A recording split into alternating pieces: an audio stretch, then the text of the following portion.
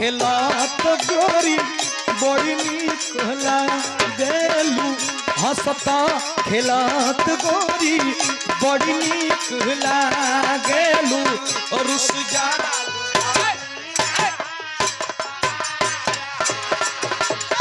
गाछी लगल है बगल में घबरा जमा प्रमोद भैया गई ना हमरे राजा के दुतल्ला पर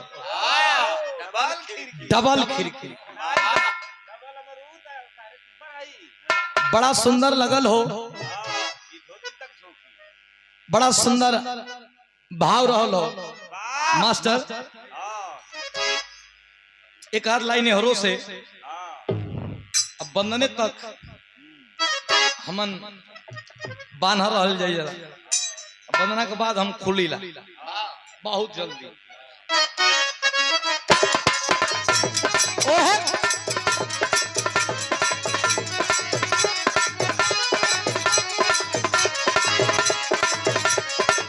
तरीक सही से चला सही से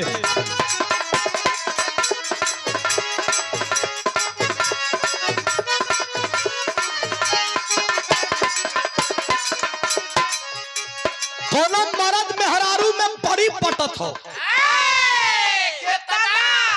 अब तमर मेहरारू तो बाय नहीं न बियाह भइल बा मेहरारू कितना पटेले भैया बतावल जैसे इनकरे महल से हमके पटेला बाजा का साउंड बढ़ाओ भैया क्लास लेके और बढ़ाओ प्रमोद भैया कबो कबो फोन करन ता हम पूछिला भैया कैसन चलत कला रे भैया कहा मत मैडम संग बैठल नहीं तो हमार करेजा फाट जाला कि हमहू कहब एक दिन कितनी फोन बाद में करा हम मैडम संग बैठल घबरा मत बहुत जल्दी मर्द मेहरारू में पटत हो अब पटे के चाहिए मर्द मेहरारू का रिश्ता बड़ा बढ़िया रिश्ता तनी उदल के देख के चलत हूं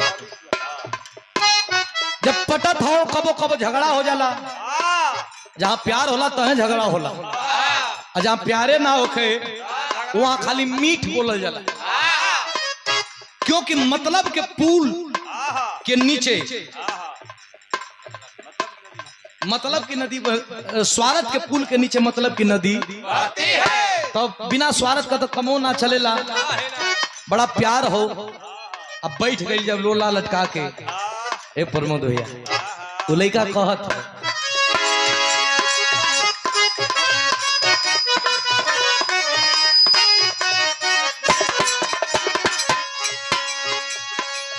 काहे मुंह लटकल बावे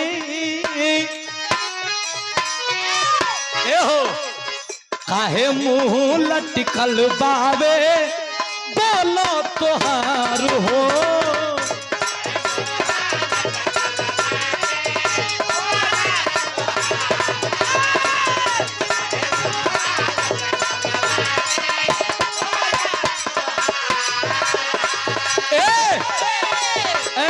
करे जा हेलो पेंशन का ले बाड़ू पेंशन का ले बाड़ू धनिया हमार हो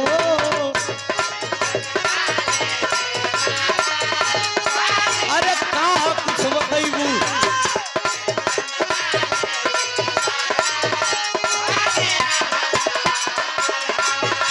तोहरे से चले हमार दिल के धड़कन हो दिल के धड़कन हो ए जरूरी है कि मर्द मेहरारू से दिल के धड़कन चलेला एगो भाइयों खातिर एगो भाई के धड़कन चलेला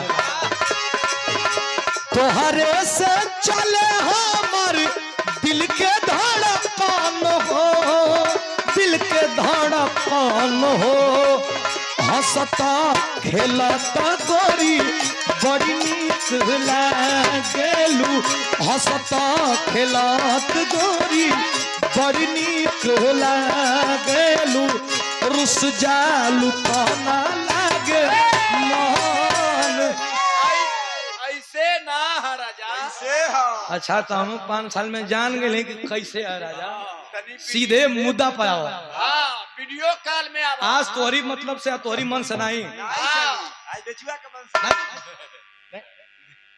आज तो लोग कमा ना वीडियो कॉल तनकी से छुआ दे कि सादा सादा छोड़ दे, छुआ दे। वीडियो कॉलिंग का मतलब ही हिले के कथ हिल जाई। अरे जोर लगाओ हाँ तो अपना के नैकी में जोड़त हुआ का अपना पे लइका में जो कैसे काहे मुंह लटकल बावे बोला तोहार हो।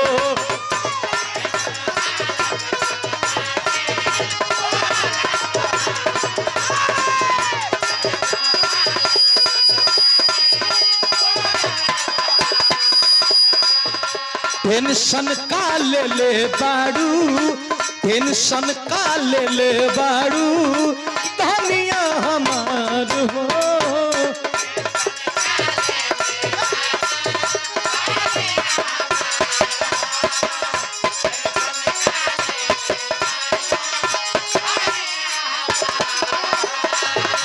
तोहरे से चले हमार दिल के धड़कन हो, दिल के धड़कन हो। तोहरे से चले हमार दिल के धड़कन हो, दिल के धड़कन हो। हर तक हंसता खेलत गोरी बड़ा नीक लागेलू, हंसता खेलत गोरी बड़ी नीक लागेलू। और उस जा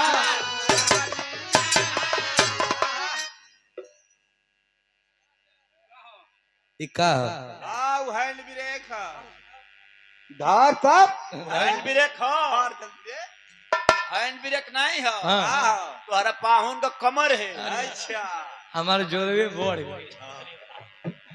बा। अरे हंसता खेलत गोरी बड़ी नीक लागेलू, हंसता खेलत गोरी बड़ी नीक लागेलू। और उस जा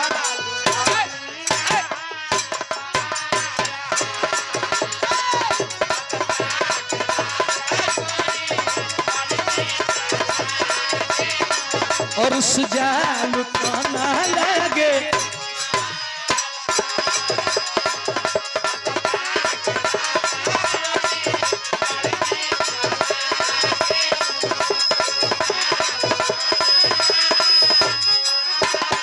एक लाइन और कहे खाना वाना भइल है ना।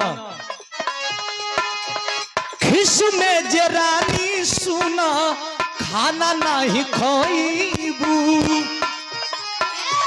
खिस में जरानी सुना खाना नहीं खाईबू।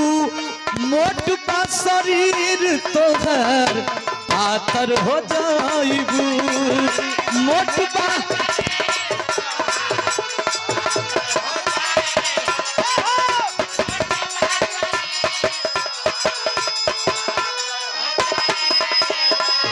हैप्पी हैप्पी फेस तोहर परला पसंद हो, परला पसंद हो। हैप्पी हैप्पी फेस तोहर परला पसंद हो, परला पसंद हो। हंसता खेलत गोरी बड़ी नीक लागेलू, हंसता खेलत गोरी बड़ी नीक लागेलू। और उस महान हो रवि रेडियो दुबारी बहुत बड़ा नाम और बहुत बड़ा साउंड पूर्वांचल में जिनका नाम है। पूर्वांचल के या भोजपुरी विधा के कोई ऐसे कलाकार नहीं, दुगोला के कलाकार, मेहनी गजल के कलाकार, कोई ऐसे कलाकार नहीं जो आपके साउंड सर्विस पे न गाए हों। और आपके द्वारा एक मंच भी बहुत बड़ा होता है दुबारी में, जहां हमें सौभाग्य प्राप्त हुआ गाने का। और इस बार भी का कार्यक्रम नोट हो गया है। मैं बहुत बहुत दिल से धन्यवाद देता हूं आदरणीय केदार यादव भैया, तनी जोरदार ताली बजा दें सभी, बहुत बहुत प्रणाम हो। और भैया यहाँ से 25-30 किलोमीटर से दूर हमनी के दोनों भाई के बिरहा सुने बदे और आशीर्वाद देव बदे आइल बनी। कोट कोट नाम का लेडीज का फेरा में ऊपर लवई नहीं के काहे न कर देता मर्दे मर्द लड़ जाई जा का हो हां बोलत रहे। अरे भाई इहो कम मजा थोड़े देतो। बहुत बहुत दिल से धन्यवाद प्रणाम।